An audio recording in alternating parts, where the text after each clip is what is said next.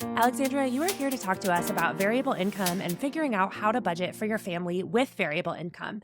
So, variable income can mean lots of different things to lots of different people. Can you tell us what that means in your family? What are the different pay structures? How variable, how up and down is your income? Yeah, sure. So both my husband and I work in the hospital system.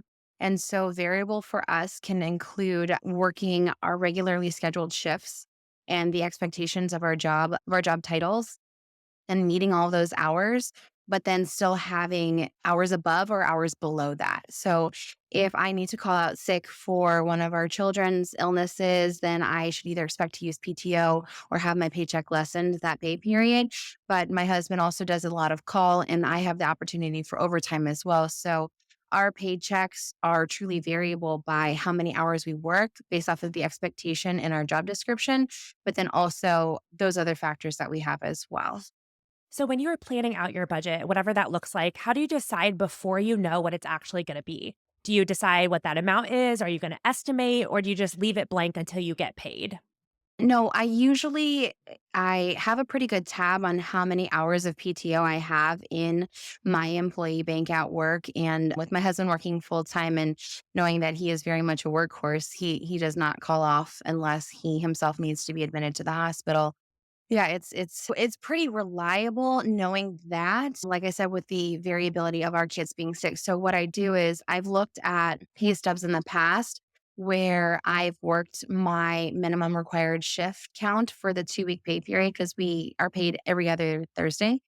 And I then have been able to look at what are the lowest numbers I've been paid and my husband's been paid, and what are the highest numbers we've been paid. And for the most part, because I am a very risk adverse person, I almost always budget exclusively off of what is the lowest that I can expect both of us to bring home. And then after we figure out how much that is probably going to be, I actually have that in like across the entire quarter is that same value for him and that same value for myself. And then we fit our expenses in there. And then we'll usually know about 2 days before pay period how much more will be paid. And then that's where we fit in our goals or, you know, add little things here and there, increase the grocery maybe 1 week or two, that kind of thing. So, do you budget on the debt free mom template or do you use something else? I do now. Yeah. I moved into that. I was for the longest time just following you and like looking at your care creates contentment. And I was like, that sounds great. And I was way too busy and way too overwhelmed to even like look into it further. And then it was when we were consistently going into the red that I was like, okay, I will spend the extra $9 in a budget that I've not even created yet to go ahead and purchase it. And I'm glad I did. Awesome. So when you're building that, I love that you're saying that you kind of are risk averse and you go on that lower number because it's definitely a theme of people who have variable income and are consistently trying to make a budget and make a plan. I think the ones who find success inside of variable income are the ones who have learned oftentimes the hard way. I know I certainly learned the hard way that you cannot build a budget on the best case scenario of like, oh, for sure, we'll work all this extra and for sure our paycheck will be higher.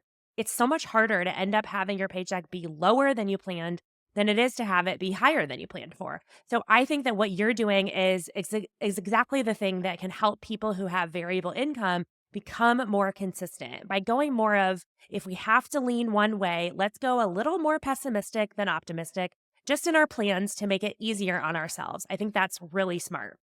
So as you're building that and then you like you said 2 days before that Thursday payday, you find out what it's actually going to be. What goals are you currently working on where you're like, "Okay, we have our budget all set, our expenses are covered, and we're going to have a couple hundred extra because of an extra shift or because of overtime." What goals are you focusing on currently? So our biggest goal at this time is building up our emergency fund. So we are employees at the hospital, and our employer does not offer us paid leave without taking our own paid time off, sick hours, vacation hours, however you want to label them. And so we have an upcoming maternity leave. Well, I have the upcoming maternity leave. And I have X amount of hours of PTO, and I know that that's not gonna last me the entirety of the time that I would like to take to be home with our baby. And so our biggest goal was really trying to build back up our emergency fund because there was a point in our lives together where we were like working on that. We had built up quite a extensive emergency fund, and just over time, without being really diligent, sticking to even any particular budget, just always trying to spend less. It really isn't a good litmus for, am I being consistent? Am I indulging or overspending in areas that really I could scale back? And it was starting to see our emergency fund like shrink lower and lower. And then realizing that we then would have an upcoming maternity leave where we wouldn't be able to fully fund our monthly expenses. That was kind of what made us reorient our goal towards building up our emergency fund and being really diligent and disciplined about budgeting.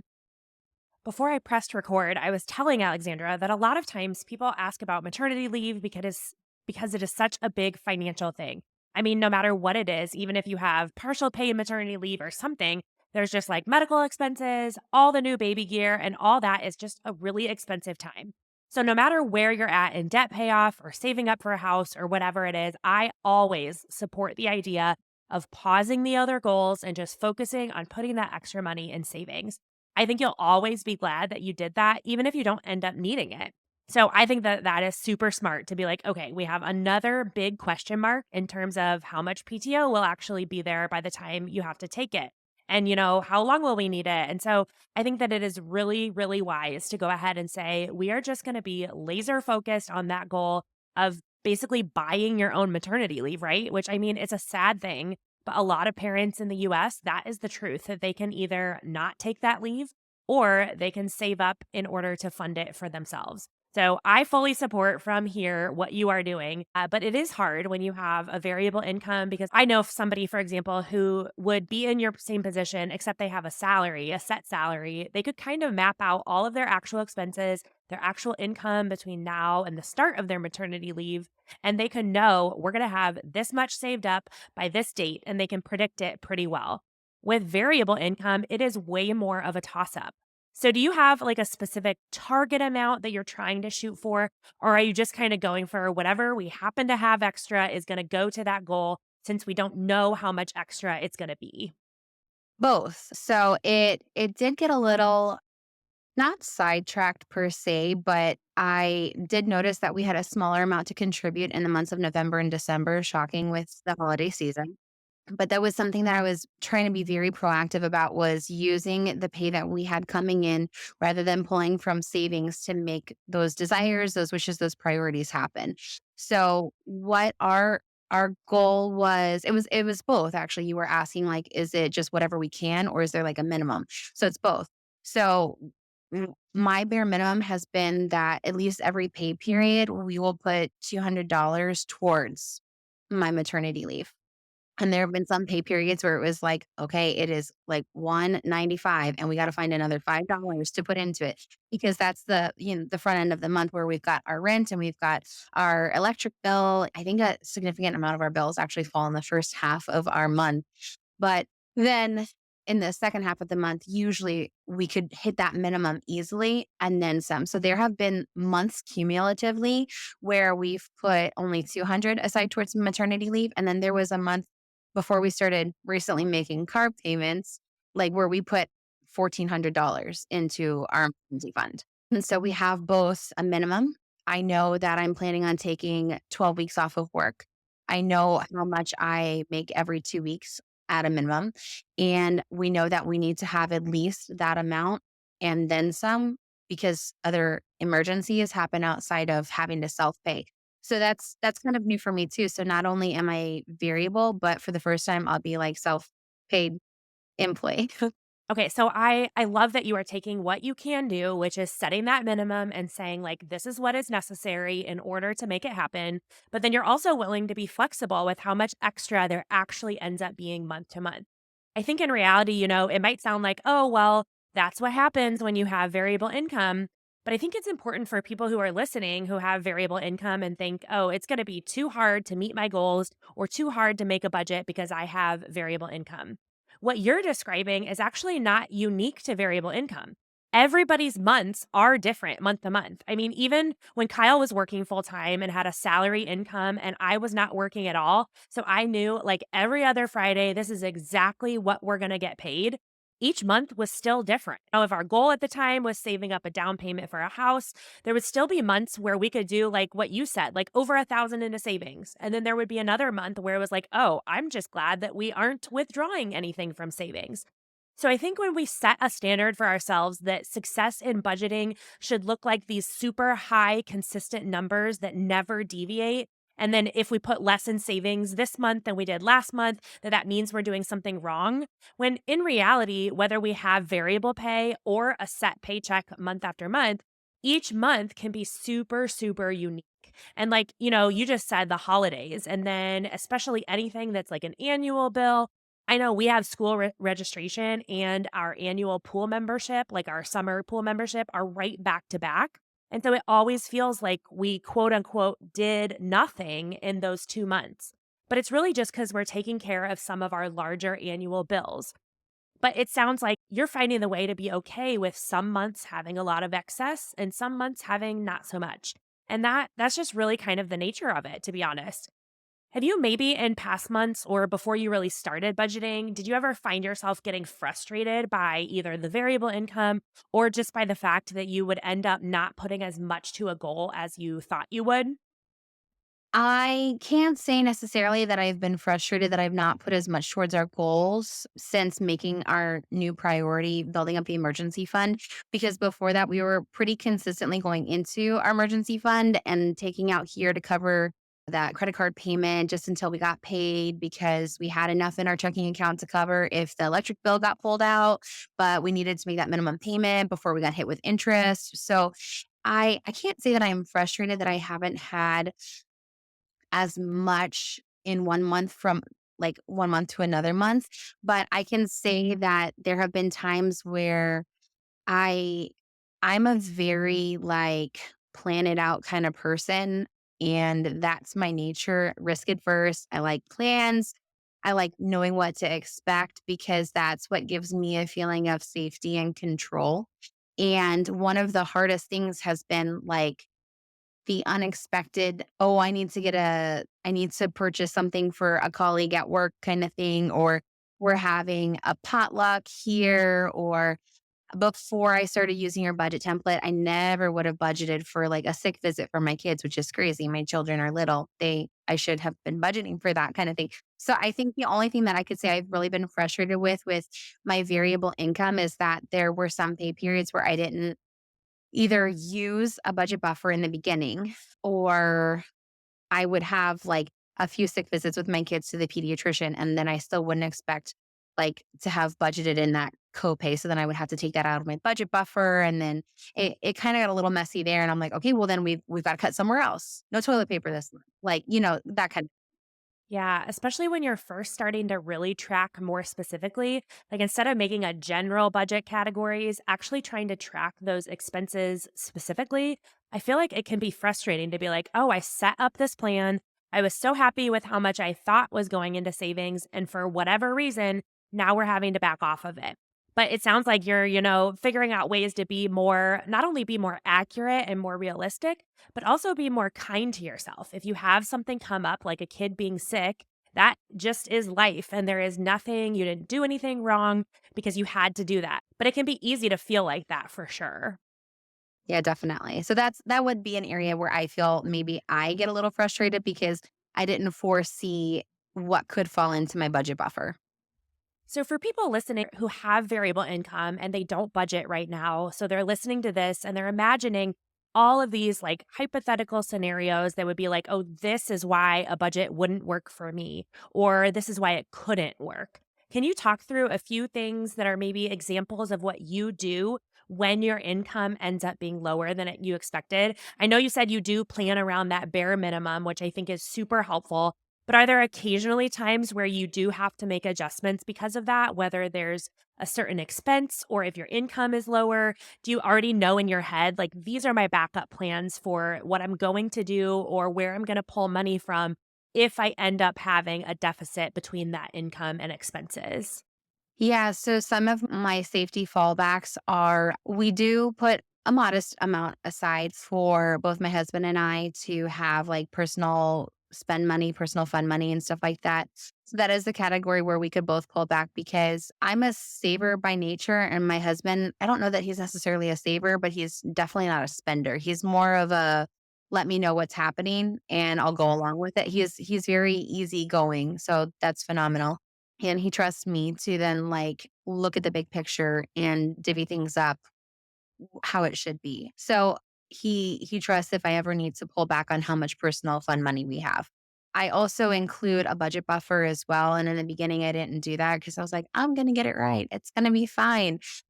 And it wasn't. I consistently like the first 3 or 4 pay periods, I consistently made a mistake and then realized that I had extra expenses with outings out with the kids or doctor's visits, or, you never remember that, at least in the state of Florida, every year for your birthday, you get to buy yourself your vehicle registration. It's the government's way of saying happy birthday. So those are things where like you can definitely pre-plan that when you're actually remembering that. But I feel like because we live in an age where there's so much information overload and we have so many responsibilities in different facets of life that it's hard to keep track of all those things. So I like that you had the worksheet there as well. But we can often like pull from our personal spend money. I do set aside money for at least 1 or 2 evenings out or like bring food into the home. So if we needed to, we could always like do a pantry meal or scrounge up more leftovers or get creative with what we have in the freezer. So we can always take back from our restaurants there.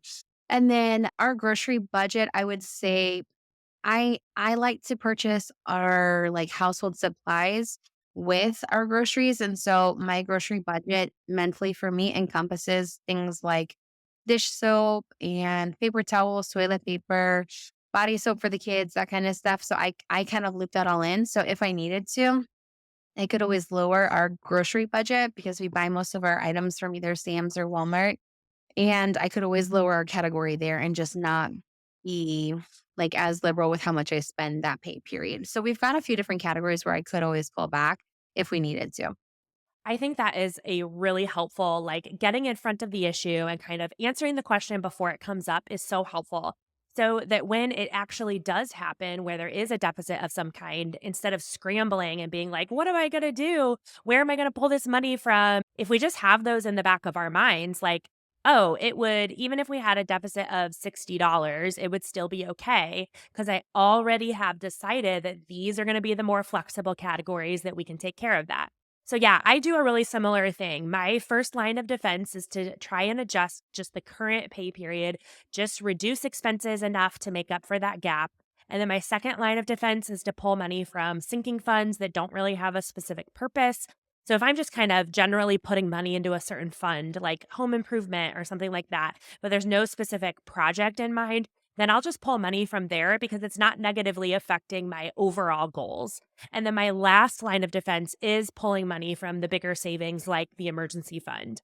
What I love about the pay period budget too is that if I do end up having to do that, I can immediately look into my future pay periods for when I'm going to refill that money so that I make sure I kind of bounce myself back up before it would happen again, which is really important for people with variable income to not let 1 or 2 negative pay periods snowball into a bunch of negative pay periods. Which honestly I can relate to a lot because I very minimally budgeted by month, knowing like what monthly expenses we would have. And then I think one of the greatest strengths of the by pay period feature of your template is the fact that you have your dates at the top, which seems really small. I mean, the formulas are great. But what's really fantastic for me as a visual person is the dates at the top because I know that my electric bill comes out every single fourth day of the month. And that was before like I knew it would come out of a monthly pay somehow, but we were still at that time being paid every other Thursday. So it would then change which day the fourth day of the month actually hit, and was that at the end of a pay period where we were waiting and going into our emergency fund or our savings to try to pull that money out to make sure that we didn't have, a withdrawal below limits kind of thing, that was always a dicey game. And I can't say that I was always like a plan ahead kind of budgeter. I needed to for my mental health because I had a year where it was just like, where's the money going to come from? Okay, I know I need to make this much because we have to pay these amount of bills. And it was about like 10 or 12 months of not knowing how much was coming in because we had extremely variable hours, which then meant extremely variable pay. But also we were still dipping into our emergency fund at that time. And so I didn't feel like I had my footing on any kind of grounding. Yeah, it can get overwhelming fast. And even, you can do well for several months in a row and then have 1 month where, that income just isn't there, but there's extra expenses going on and it can get out of hand quickly. I think that's, you were mentioning the dates at the top of the pay period template.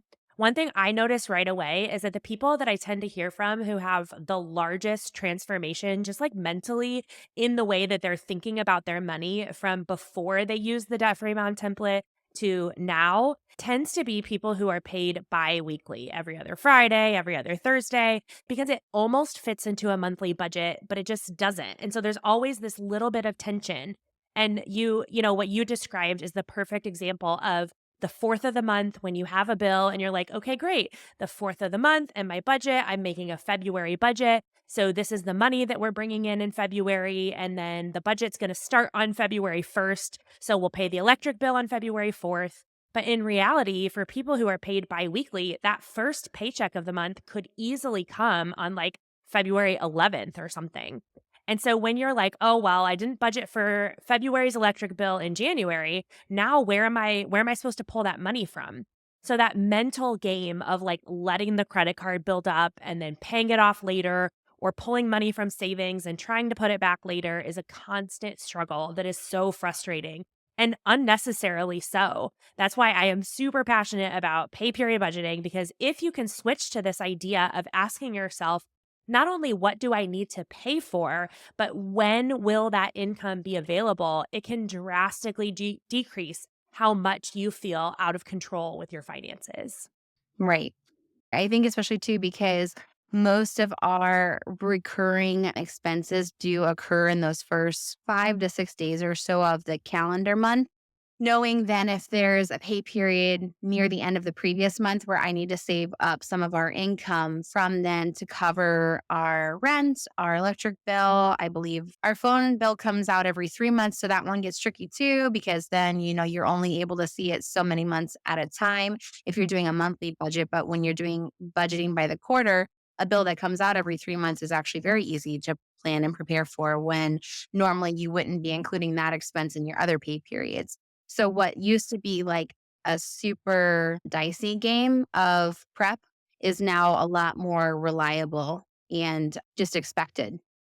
And I think in a situation where income is variable for really any reason, whether it's commission or hourly, or, somebody who has a base pay and then they get overtime or bonuses, it's really important when you have such a large component of your finances that isn't set, it's not constant. If that's the case, we kind of have to offset that by being even more consistent in the other areas that we can know ahead of time. So I think it's so helpful to not just have a budget ready, but waiting to find out what that paycheck is going to be, but also to plan more than just one pay period or 1 month at a time. Like if we can actually zoom out and see that big picture by looking at like on our template, looking at 6 pay periods at a time, we can kind of see how we only have to focus on one pay period at a time when it comes to staying on budget. But at the same time, in that exact same document, we can also see how each pay period leads into the next and can connect to our overall larger plan. I always felt like, I mean, if it was just like you said, needing a sense of control, I always felt better when I could at least look at that and see, like, okay, is the mess in my head or are the fears in my head actually matching what the budget is telling me is going on in our finances? A lot of times it really was in my head. I was making it more complicated and more negative than it was actually going to be. So having a place to actually look at that and to lay those numbers out and to say, I don't know yet what my paycheck is going to be, but I can make as best of a plan as possible ahead of time with the things that I do know so that I'm accurate, I'm realistic, and I'm flexible, leaving room for things like a budget buffer or personal spending cash. And then once I do find out what my paycheck is going to be, I have a place to just drop it in and I don't need to start from scratch every single time. Very much so. Yeah. When you tame the chaos of the unknown, you're able to make decisions moving forward with the facts that you have. So, like, it's not this big nebulous of, I don't even know if I can handle that. I don't think that I could handle like needing to get my two back tires replaced. You can look, you can see, and you'd see where you'd have to pull it out or make accommodations. But when it's all scrambling in your head, it's completely different than when you've got it, either written down. For some people, they like to write it physically, but I feel like the flexibility of being able to modify the numbers day by day, hour by hour in the actual Google sheet is extremely helpful because it helps tame that unknown beast in our brains. Yeah, and it leads itself more to like problem solving. And like when you come up with something, like you said, like getting back tires replaced unexpectedly, or, what if you have to call in because one of your kids are sick and you've already burned through all your PTO? So this is just gonna be a lower paycheck. I think instead of being frozen by that curveball, we can actually say, okay, this is not great. And I wouldn't choose this if I could choose. But I'm going to accept that this is the reality and I'm going to jump into my budget and make some of those adjustments so that I can see how we are going to modify our original plan around what we now know to be true. So, even if it is a temporary crisis, the amount of time we spend stressing out and worrying and all that kind of stuff becomes so much shorter. I mean, I don't, it's hard to explain to someone who hasn't yet tried a system like that, but I'm like, even in times when our finances do feel up in the air, I don't stay up at night like sweating it, where I'm like trying to run all the numbers in my head, simply because I do have a place to actually look at the real numbers and go from being frozen and paralyzed by fear into, okay, I am overwhelmed by this and I am unsure of whether or not it's going to work out the way that I want it to. But with a tool like this, I can focus on problem solving. I think you said it great. Like, you move from being frozen and paralyzed with your fear to being able to make a decision. And I feel like you could really market this to the puzzle community because I know you're into puzzling. I'm really into puzzling too. And I feel like this is like the perfect puzzle to try to make the numbers look fantastic. And it's a challenge. And I almost feel like driven by it. Like, okay, how can I see my goal? How can I amplify my goal? I see that this is a stumbling block here. What can I do to get around that?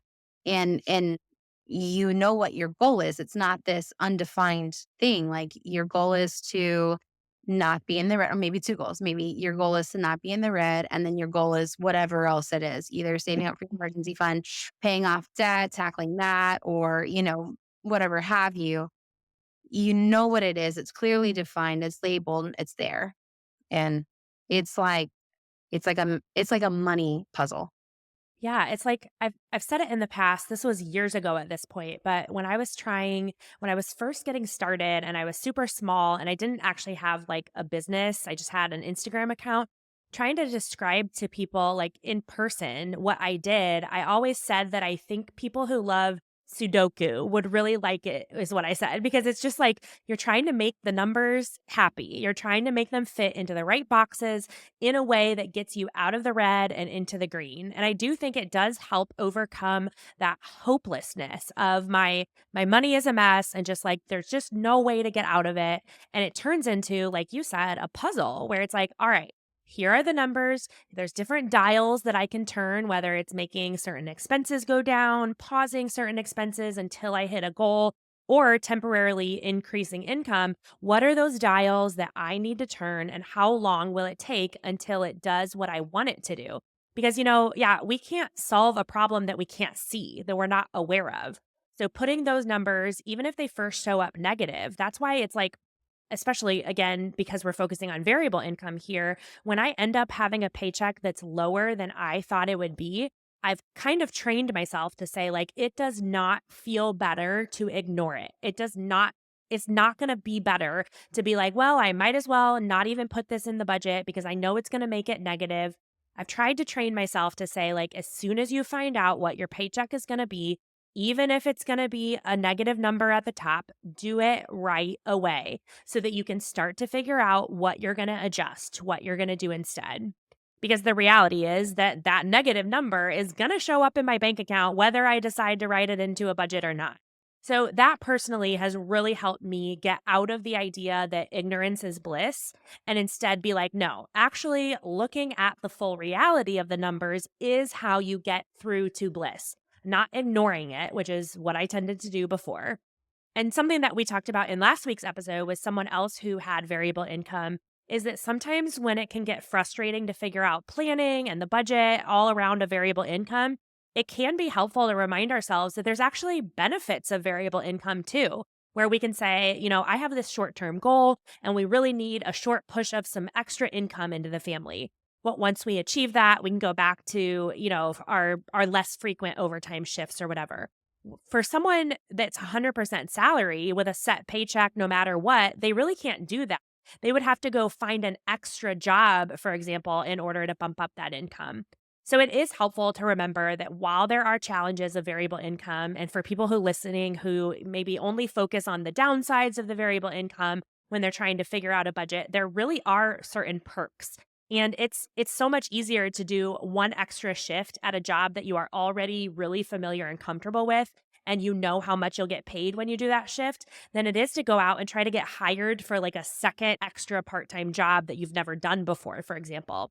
So, for all of its challenges, we do see perks and benefits in having variable income if we can just put a little bit of planning around it ahead of time so that we know what it's going to do when I get paid extra, but then also what I'm going to do if we have unexpected expenses or if I get paid less than I thought.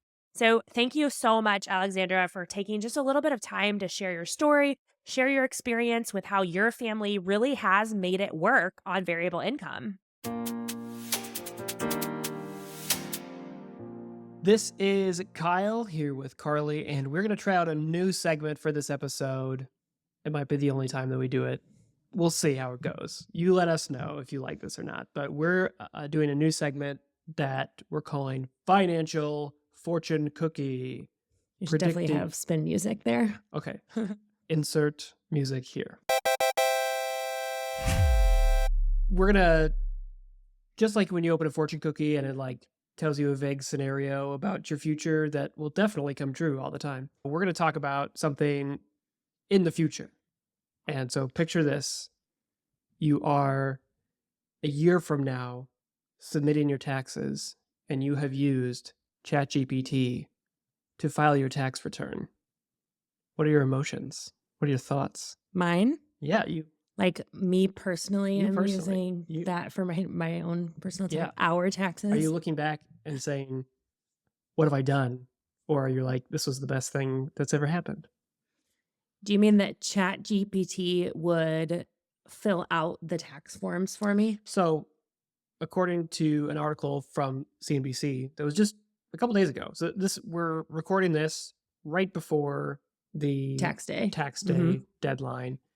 And so just as of a couple days ago, 14% of Americans that were surveyed for this article have said that they used ChatGPT to review their tax return. And nearly half. This is instantaneously letting me know that I don't know what ChatGPT does. Nearly half, I think it was somewhere in the 40% of people surveyed said that they were open to it, but had not actually done it. So by review it, you mean that the person either filled it out themselves or used a tax service of some kind to fill it out and then is using ChatGPT to ask, what's the likelihood that I'm going to get audited, or how accurate is this tax form? Yeah, you could use it for a few different scenarios, like, hey, find me some more deductions or... Okay, so here's my thing. If we lived in a country that had flat tax or had transparent tax codes and you knew what the codes were supposed to be and it was very linear and straightforward, I would be all about that because it would be very basic calculations of did I miss anything? Is everything here? The US has such convoluted tax code that not only is so messy and unclear, but changes literally every year that I would I would say it would be generous to say I had 5% faith in ChatGPT to accurately, like, tell me something about the taxes. Okay, can I ask you another clarifying question? Have you used ChatGPT for anything? Yes, Okay, so you have. I do have a ChatGPT account, and I've used it for basic, like, writing a caption or a headline on, give a title for this post or Okay. whatever. You haven't put the prompt in, do my taxes. No, no. I'm gonna open ChatGPT right now and I'm gonna type that in. I'm gonna see what happens. I mean, you're an early adopter and I'm a late adopter. It is Oh my right gosh. now. It is giving me It's a giving a to-do list, five, basically. 7, 9, 10 step plan on how to do my taxes. The So, last I one, mean, I will say, the last one is seek seek professional professional help. help. Also, this is not anything that you could not, like, there's a billion blog posts that say this exact set. Like, I mean, it's gather your documents, choose your filing method, use a software, follow the instructions. Mhm. So this is not uniquely beneficial where it's like, oh, before ChatGPT, I couldn't have been told to follow the instructions. Yes, and now I know I need to file by the deadline. I want to know what the prompt was that the people who actually used it, like, what specifically were they asking it? Like I said, I'm thinking it's like, here's my tax form. How likely am I to be audited? Mhm. Yeah, I would say that with the number of people who listen to this show, I'm gonna bet that we have at least one person. All right. If you are a transparent soul and you used ChatGPT to assist you on your taxes, I think the reason I have such a hang up with, like, imagining what this would even look like is that to me it is like we've done before. It's like, write the Declaration of Independence in this kind of voice, and then it, like, does that. So it's like completely nonsensical kind of stuff.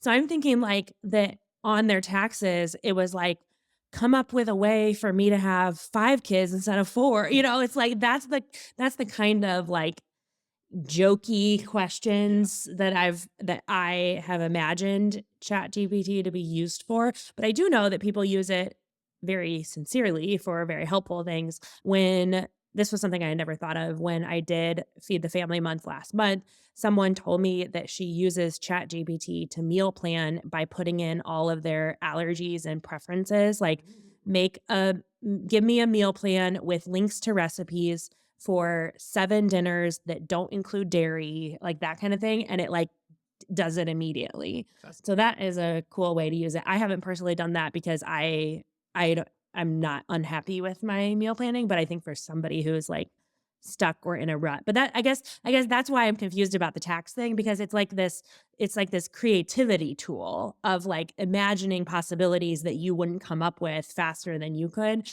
So that's I'm it. Yeah, find more deductions that I'm not aware of. That would probably be the way that it would be used.